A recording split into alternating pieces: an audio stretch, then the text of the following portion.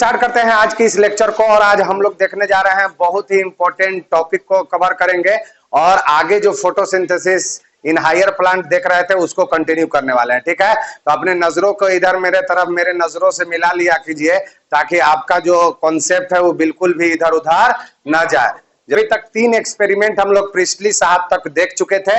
आगे का एक्सपेरिमेंट देखते हैं। ये भी एक्सपेरिमेंट क्या प्रूव किया था? ये भी एक्सपेरिमेंट ये प्रूव किया था कि भाई जो प्लांट है वो दिन में क्या करते हैं, फोटोसिंथेसिस करते हैं और वो ऑक्सीजन को निकालते हैं। तो इनका एक्सपेरिमेंट का क्या नाम था? जॉन इंजनहाउस एक साइंटिस्ट है जिन्होंने एक्सपेरिमेंट किया था। और ये कब से कब मौजूद थे? 1770 से 1799। उन्होंने क्या किया था? देखिए, इन्होंने बहुत ही सिंपल क्या किया था स्टूडेंट कि एक भरा हुआ पानी ले लिया था, एक बीकर ले लिया पूरा इस तरह से, और उसके अंदर क्या किया, एक एक्वेटिक प्लांट को लगा दिया, नीचे एक्वेटिक प्लांट को डाल दिए। और ये एक फ्लास्क जो है वो भी किसका? ग्लास का। किसका? ग्लास का फ्लास्क जो है वो यहाँ पे रख दिया। ग्लास का क्यों रखा? क्योंकि ग्लास रहेगा तो लाइट उसके अंदर जा सकेगा। तो इस तरह से इन्होंने रख दिया।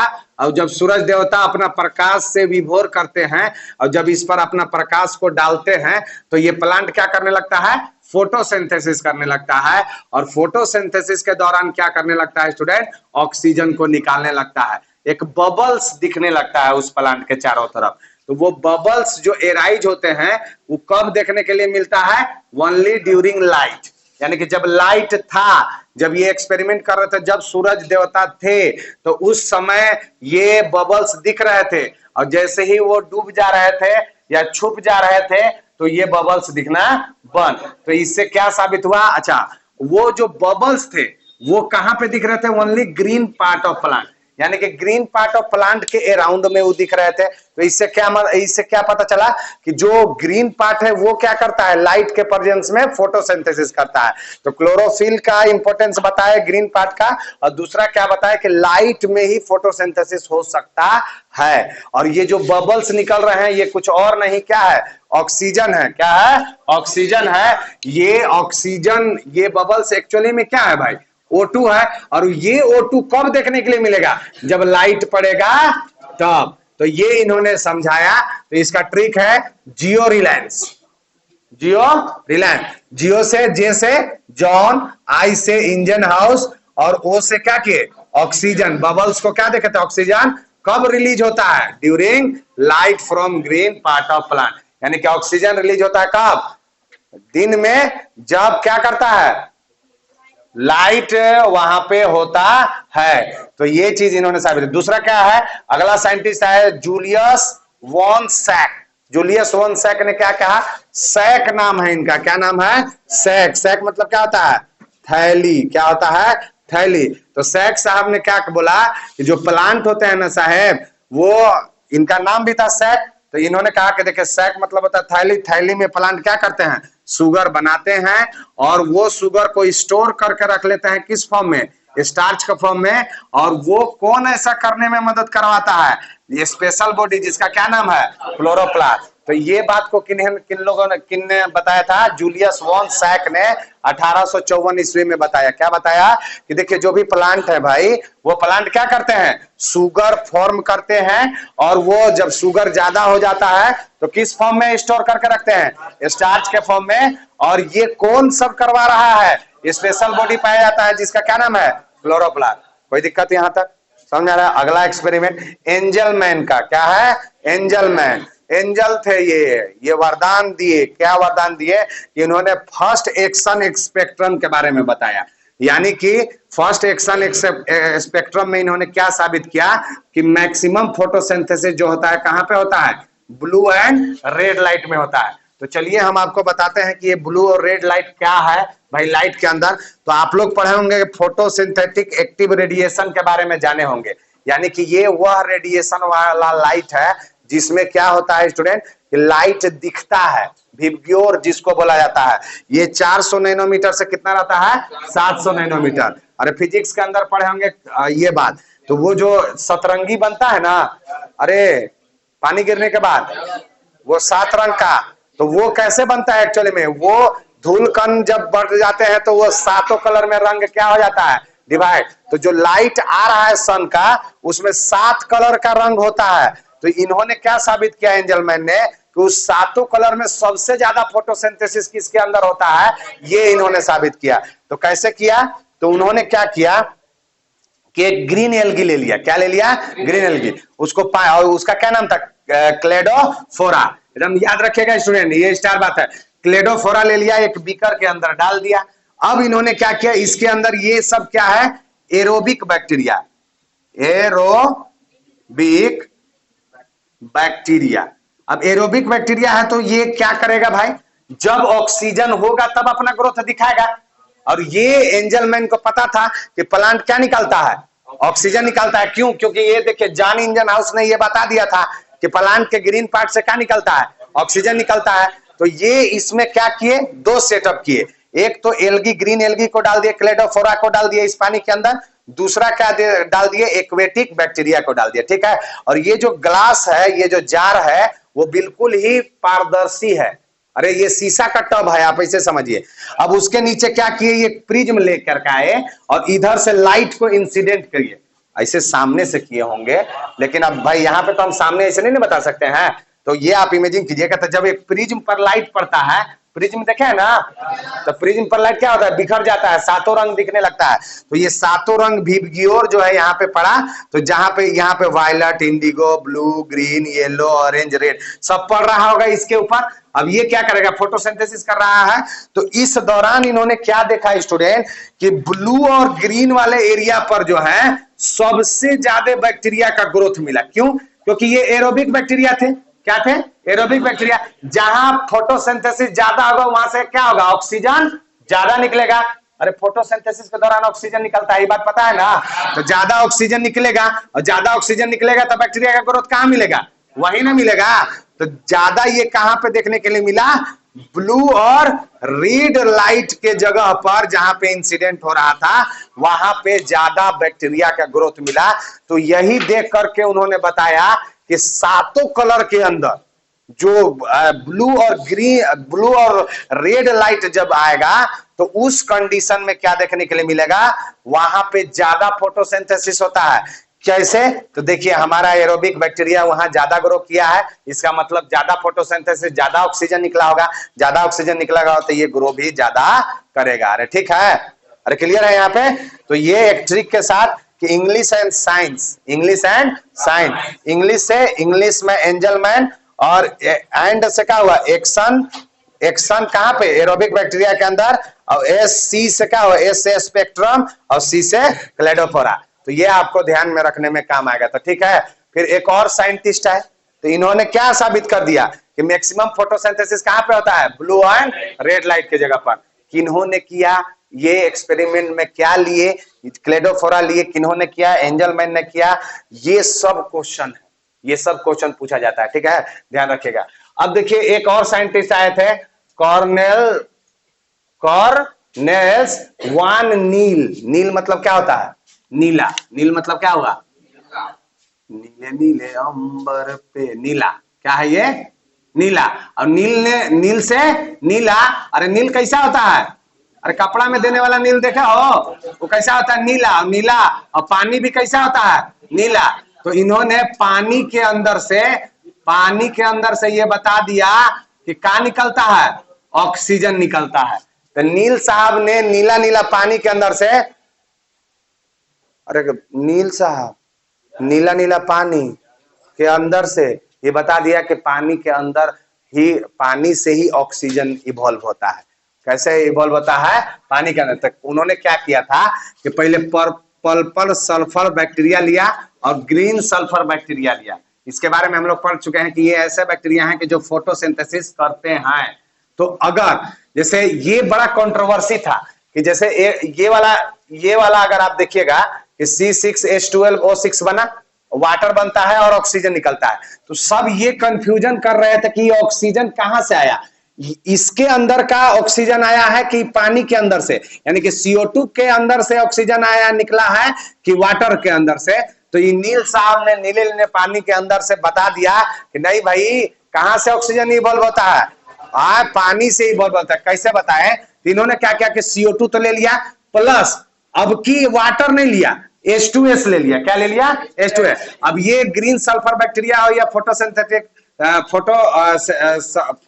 पर्पल सल्फर बैक्टीरिया, ये क्या करेंगे? अपना फोटोसिंथेसिस करेंगे, लाइट इस पर पड़ेगा, लाइट पड़ेगा तो इसके अंदर जो सिस्टम मौजूद रहते हैं, उस सिस्टम के थ्रू ये क्या करेंगे, अभी हम लोग आगे बताएंगे कि क्या इसके अंदर मौजूद रहता है। जैसे हम लोग प्लांट के अंदर क्लोरोफिल है, तो बैक्टीरिया के अंदर भी पाया जाता है, वो इसको ट्रैप करेगा और ये ग्लूकोज तो बनाया, लेकिन ऑक्सीजन के जगह क्या निकाला? सल्फर, यानी कि सल्फर बाहर निकला। तो इन्होंने कहा कि अगर ऑक्सीजन, अगर ये CO2 से निकलता तो क्या होता? यहाँ पे ऑक्सीजन बाहर निकलना चाहिए था, लेकिन ये जो हम लोग लिए H2S, उससे निकला, क्योंकि H2S में H सल्फर था, तो सल्फर बाहर आ रहा है। तब उन्होंने कहा कि देखिए, उन्होंने एक इक्वेशन दिया कि वहां पे ये नहीं बोला, यहाँ तो सल्फर लिया ना, ऐसे और कोई भी केमिकल एजेंट हो सकता है। अरे हो सकता है कि नहीं हो सकता है? तो उन्होंने कहा कि देखिए 2H2A, ए लिया, ए मतलब कोई भी, ये यहाँ पे सल्फर लिए थे, तो यहाँ पे कोई भी आप मॉलिक्यूल ले लीजिए, वो हो प्लस CO2 जब ले लीजिएगा तो लाइट के प्रेजेंस में 2A बनेगा, 2 मॉलिक्यूल A बनेगा, और ये ग्लूकोज बनेगा और पानी निकलेगा, ग्लूकोज बनेगा और पानी निकलेगा। ये किसके अंदर बताया उन्होंने? बैक्टीरिया के अंदर। किसके अंदर बताया? बैक्टीरिया। अब बोले कि प्लांट के अंदर आइए, प्लांट के अंदर जब 6 CO2 लीजिएगा और 12 H2O लीजिएगा, तो लाइट के प्रेजेंस में क्या बनेगा? ग्लूकोज बनेगा, और ये 6 वाटर मॉलिक्यूल और 6 ऑक्सीजन बनेगा। लेकिन ये ऑक्सीजन मॉलिक्यूल एक्चुअल में कहां से निकला है? ये वाटर से निकला है। तो इन्होंने क्या साबित करके दिखा दिया स्टूडेंट? कि जो ऑक्सीजन निकला वो कार्बन डाइऑक्साइड से नहीं, पानी से निकला हुआ है। किससे निकला हुआ है? पानी से। अरे ठीक है, यहां तक क्लियर है? अब आइए, एक क्वेश्चन एनसीईआरटी में दिया है कि where does photosynthesis take place, यानी कि कहां पे फोटोसिंथेसिस होता है, कहां पे ऑकर होता है? तो भैया ग्रीन पार्ट ऑफ प्लांट में होता है। कहां होता है? ग्रीन। तो बोलता है कि ग्रीन पार्ट ऑफ प्लांट में कौन कौन? तो लीफ के अंदर। कहां होता है? लीफ के अंदर। और उसमें कहां पे होता है? तो मेसोफिल्स टिश्यू होते हैं। और मेसोफिल्स टिश्यू में कहा? तो मेसोफिल्स सेल पाए जाते हैं उसके अंदर। मेसोफिल सेल्स में कहा? तो क्लोरोप्लास्ट के अंदर। अरे ठीक है, तो ये पता चल गया कि फोटोसिंथेसिस कहां होता है? क्लोरोप्लास्ट के अंदर। यहां तक क्लियर है? तो देखिए, अब देखिए ये क्लोरोप्लास्ट, आप ये एक मेसोफिल सेल का हम स्ट्रक्चर बनाए हैं। क्या बनाए हैं? मेसोफिल सेल का स्ट्रक्चर है। ये क्या है भाई? मेसोफिल सेल है। ये मेसोफिल सेल्स का ये स्ट्रक्चर है, जिसमें सेल वाला प्लाज्मा मेम्ब्रेन तो बाहर है, इसमें साइटोप्लाज्म होगा, न्यूक्लियस होगा किनारे में। यहां पे हम लोगों ने क्या देखा स्टूडेंट, कि जो मेसोफिल सेल में क्लोरोप्लास्ट कहां पे पाया जाता है? किनारे होता है। क्यों ऐसा होता है? क्योंकि सूरज का प्रकाश, आप मान लीजिए ये रूम है, तो सूरज का प्रकाश अगर को जो एब्जॉर्ब करने वाले हैं, वो अगर बीच में रहेंगे, तो ये देखिए दीवार है, दीवार क्या करेगा? चारों तरफ किधर से भी सूरज घूमेगा, तो दीवार के अगर किनारे किनारे लगा दें तो क्या होगा? वहां पे एब्जॉर्ब कर सकता है, लेकिन बीच में लगाएंगे तो कर सकता है क्या? इसीलिए मैक्सिमम मेसोफिल सेल्स जो होते हैं, अरे ये क्लोरोप्लास्ट जो होते हैं, मेसोफिल सेल्स के एकदम किनारे पोर्शन में पाए जाते हैं, कि सूरज किधर से भी घूमेगा तो हम लोग क्या कर सकेंगे? फोटोसिंथेसिस कर सकेंगे। अब आइए और बढ़िया से डीपली देखते हैं थोड़ा क्लोरोप्लास्ट के अंदर का स्ट्रक्चर। किसको देखते हैं? क्लोरोप्लास्ट। तो यहाँ पे देखिए, ये क्लोरोप्लास्ट जो हम लोग पढ़ चुके हैं, क्लोरोप्लास्ट क्या था हम लोग ये ऑलरेडी पढ़ चुके हैं। अरे पढ़े हैं, सेल चैप्टर में पढ़ चुके हैं। तो इसके अंदर क्या क्या होता है? वही चीज, ये आउटर मेम्ब्रेन, ये इनर मेम्ब्रेन, इसका डबल स्टैंडर्ड सर्कुलर डीएनए होता है, इसमें राइबोसोम पाया जाता है, इसमें स्टार्च ग्रेन्यूल्स भी पाए जाते हैं, इसमें वाइल्ड ड्रॉपलेट्स भी पाया जाता है। अब देखिए, जो मेन यहाँ पे क्या हमारा पढ़ना है फोटोसिंथेसिस के अंदर, तो इसमें इस तरह का स्ट्रक्चर पाया जाता था, जिसको हम लोग क्या बोलते हैं? एक को क्या बोलते थे? थैलाक्वाइड बोलते थे, और ग्रुप को हम लोग क्या बोलते थे? ग्रेनम बोलते थे। अभी दोनों को जोड़ने वालों को क्या बोलते थे? एस्ट्रोमल लेमिली बोलते थे। तो ये वह पार्ट है जिसको हम लोग क्या बोलते हैं? Membranes part. क्या बोलते हैं इसको? Membranes part. और इस मेम्ब्रेनस पार्ट के अंदर क्या होता है स्टूडेंट, यानी कि फोटोसिंथेसिस के दौरान जब क्लोरोफिल, ये जो क्लोरोप्लास्ट है, ये किसका स्ट्रक्चर है? ये स्ट्रक्चर किसका है?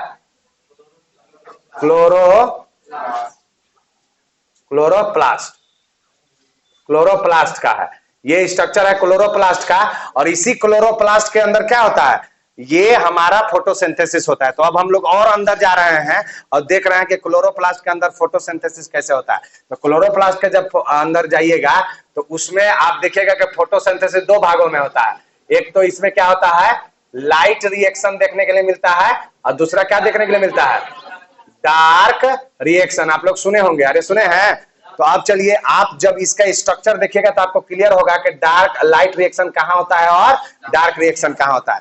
तो आपको मैं बता दूं कि ये जो मेम्ब्रेनस पार्ट है स्टूडेंट, इसको इसी के अंदर क्या होता है, लाइट रिएक्शन होता है। तो कैसे होता है ये समझिए कि ये मेम्ब्रेनस पार्ट में क्या होता है, फोटोसिंथेटिक पिगमेंट्स पाए जाते हैं। अभी हम लोग और अंदर चलेंगे तो दिखाएंगे आपको कि और यही फोटोसिंथेटिक पिगमेंट्स जो है, यानी कि क्लोरोफिल ए बी सी पढ़े होंगे ये सब, अरे पढ़े है ना। तो वो क्या करते हैं, ट्रैप करते हैं सनलाइट को। तो ये फोटोसिंथेटिक पिगमेंट क्या करते हैं, लाइट को पकड़ते हैं, और फिर जैसे ही लाइट को पकड़ेंगे तो लाइट ना है, क्या है वो, लाइट है। तो जैसे ही पकड़ेंगे तो क्या होगा, उसके अंदर क्लोरोप्लास्ट के अंदर खलबली मचा देता है। तो खलबली मचेगा तो मतलब आप ये समझिए कि जैसे पत्थर को पानी में डाल रहे हैं, पत्थर को पानी में डालेंगे तो क्या होगा, पानी भी अपोज करेगा। तो जैसे ही लाइट पड़ा एकदम क्लोरोफिल के अंदर तो क्या करेगा, वहां से तुरंत इलेक्ट्रॉन निकलेगा। क्या निकलेगा, इलेक्ट्रॉन निकलेगा। और सोचिए जब उतना जोर से पत्थर पड़ा है तो आप इमेजिन कीजिएगा पानी क्या होगा, टूट गया होगा। क्या हुआ होगा, टूट गया होगा। तो ये पत्थर नहीं है, ये वो पत्थर है, ये फोटोन है, वो बम है ये, कि ये क्या करता है, इलेक्ट्रॉन को क्या करता है, निकालता है उसके अंदर से, क्लोरोप्लास्ट के अंदर से। और दूसरा, पानी को तोड़ देता है, स्प्लिटिंग ऑफ वाटर, जिसको फोटोलाइसिस सब क्या बोलते हैं, वाटर बोला जाता है। अरे यस या नो। और इसी दौरान क्या होता है, जैसे ही वाटर टूटा, तो हम लोग अभी तुरंत पढ़ चुके हैं कि पानी टूटेगा तो क्या निकलेगा, ऑक्सीजन निकलेगा। क्या निकलेगा, ऑक्सीजन। कहां पे जाएगा, एटमॉस्फेयर में। और यही नहीं, अभी और सुनिए कि इसमें और क्या क्या होता है। इतना सब चीज तो हो ही रहा है, साथ ही साथ जब ये हो रहा होता है तो एटीपी का फॉर्मेशन जो है इसी के अंदर होता है, जिसको फोटोफॉस्फोराइलेशन कहते हैं। और साथ ही साथ NADPH2 भी बनता है। ये एक रिड्यूसिंग एजेंट है, NADPH या H+ आयन के नाम से इसको जाना जाता है। यानी कि लाइट रिएक्शन में क्या क्या मेन प्रोडक्ट निकला भाई, एक तो एटीपी बन गया, दूसरा क्या बना, NADPH2 बना, और तीसरा क्या बना, वाटर, अरे सॉरी, ऑक्सीजन मॉलिक्यूल। तो ऑक्सीजन मॉलिक्यूल कहां पे चला जाता है स्टूडेंट, एटमॉस्फेयर में चला जाता है। कहां चला जाता है, एटमॉस्फेयर में। अरे यस या नो। लेकिन अब ये जो लाइट रिएक्शन का जो प्रोडक्ट है एटीपी और NADPH2, अब उसको कौन यूज करता है, एस्ट्रोमा। यानी कि यहां से निकल गया क्या, एटीपी निकला, और क्या निकला, NADPH2 निकला, अरे निकला, प्लस और क्या निकला होगा, ऑक्सीजन निकला होगा। तो ऑक्सीजन तो चलिए क्या होता है कि इस तरह से निकल करके एनवायरमेंट में चला गया। लेकिन लाइट रिएक्शन का दो प्रोडक्ट कौन कौन, एटीपी और NADPH2 बचा। अब क्या होगा, याद कीजिए, ये वाला जो पानी वाला जो साइटोप्लाज्म टाइप का स्ट्रक्चर था, इसको हम लोग क्या बोलते थे, एस्ट्रोमा। क्या बोलते थे, एस्ट्रोमा। यानी कि ये वह जगह है जहां पे क्या होगा स्टूडेंट, यहाँ देखिए, यहाँ देखिए, ये क्या होने रहा है यहाँ पे, ये स्ट्रोमा के अंदर ही डार्क रिएक्शन होता है। CO2 फिक्सेशन भी इसको कहा जाता है, और इसको C रिएक्शन बोलते हैं। सब हम लोग पूरा डीपली देखेंगे, पूरा कैसे ये लाइट को पकड़ता है, ये डार्क रिएक्शन कैसे होता है, आगे इसी को पूरा डिटेल से देखना है। लेकिन अभी हम लोग कैसे क्या समझ रहे हैं कि फोटोसिंथेसिस कहाँ होता है, और फोटोसिंथेसिस में लाइट रिएक्शन और डार्क रिएक्शन कहाँ होता है, तो ये हम लोग पढ़ रहे हैं। तो यहाँ पे ये हो गया। अब इसमें क्या होता है कि 6CO2 ये क्या करता है, इन्वायरमेंट से लेता है, यानी कि इधर से क्या आएगा, CO2 आएगा, अरे स्ट्रोमा के अंदर आएगा। अब कितना आएगा, ये 6। और अब क्या होगा, स्ट्रोमा के अंदर बहुत सारे क्या होंगे, अरे केमिकल ना है, तो इसके अंदर क्या पाए जाते हैं, एंजाइम पाया जाता है। क्या पाया जाता है, एंजाइम। ध्यान दीजिएगा। और एंजाइम में कौन स्टूडेंट बताए थे, रूबिस को। अब ये देखिए, यहाँ पे आइए कि 6CO2 आ गया इन्वायरमेंट से स्ट्रोमा के अंदर, एंजाइमेटिक रिएक्शन होगा, और कौन आएगा यहाँ पे, रूबिस को। अब इसको और साथ ही साथ इसके साथ 6CO2 के साथ लाइट रिएक्शन का दोनों प्रोडक्ट एटीपी और NADPH2, ये सब मिला करके जब इसमें रूबिस्को आता है तो क्या बनवा देता है, शुगर, ग्लूकोज का सिंथेसिस करवा देता है। और ये फिर ग्लूकोज हम लोगों का बन गया। तो जो फोटोसिंथेसिस के दौरान जो ग्लूकोज बनता है वो कहां पे बनता है, ये स्ट्रोमा के अंदर। और कैसे बनता है ये आप लोग समझ गए होंगे। अच्छा, एक स्टूडेंट को कंफ्यूजन क्या रहता है कि लाइट रिएक्शन और डार्क रिएक्शन, तो स्टूडेंट सोचता है कि डार्क रिएक्शन रात में होत होई, क्या सोचता है? रात में। नहीं, लाइट रिएक्शन हो या dark reaction, both are occur in daytime. समझ में आ रहा है ना? दोनों दिन में होता है, लेकिन इसमें क्या था? डायरेक्ट लाइट का इन्वॉल्वमेंट था और इसमें लाइट का इन्वॉल्वमेंट नहीं था, डायरेक्ट नहीं है। इसीलिए एनसीईआरटी में देखिए मिसनोमर यानी कि भ्रांति, इसको बोला गया है कि एक अजीब बात है, because it is the depend on the product of light reaction. यानी कि ये जो है डार्क में नहीं हो रहा है, रात में नहीं हो रहा है, ये चूंकि लाइट रिएक्शन के ऊपर डिपेंड रहता है और ये क्या होता है कि इसमें डायरेक्ट लाइट की जरूरत नहीं पड़ती है, इसीलिए इसको क्या बोला जाता है?